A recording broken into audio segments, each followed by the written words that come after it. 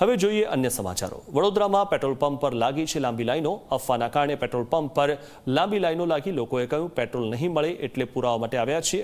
Petrol પંપના માલિક અને એસોસિએશનના ઉપપ્રમુખનું નિવેદન સામે આવ્યું। એસોસિએશનના ઉપપ્રમુખ મેહુલ પટેલનું નિવેદન, અફવાના કારણે પેટ્રોલ પંપ પર લાઈનો લાગી છે। 70 દિવસ ચાલે એટલો સ્ટોક સરકાર પાસે હાલમાં ઉપલબ્ધ છે। હજુ ક્રૂડ ઓઇલ આવી રહ્યું છે, ચિંતાની કોઈ વાત નથી। ક્રૂડનું સ્ટેટસ પૂરતું છે, ક્રૂડ નવું પણ આવી રહ્યું છે, રિઝર્વ સ્ટોક 70 દિવસનો છે, ક્રૂડનો કોઈ પ્રોબ્લેમ નથી।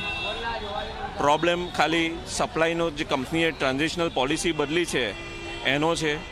પેમેન્ટ થોડું લેટ મળે। હવે કંપની જ્યાં સુધી પેમેન્ટ એકાઉન્ટમાં નહીં બતાવે ત્યાં સુધી પેમેન્ટ ડિસ્પેચ નહીં કરે, અને સન્ડે હોવાથી આજે ડિલે થયું છે, આજે મંડેને લીધે।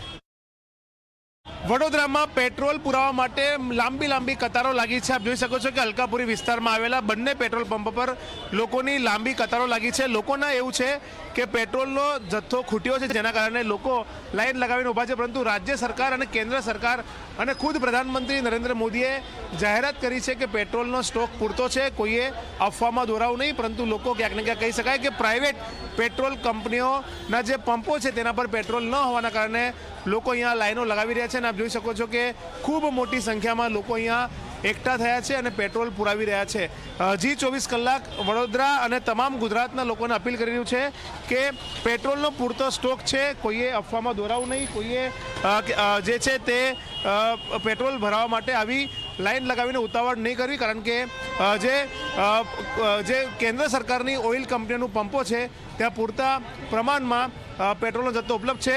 અને આપ જોઈ શકો છો કે કઈ રીતના ખૂબ મોટી સંખ્યામાં છેક રોડ સુધી 2 વ્હીલર ચાલક હોય કે 4 વ્હીલર ચાલક હોય, બધા જ લાઈન લગાવીને ઊભા છે અને પેટ્રોલ ભરાવી રહ્યા છે।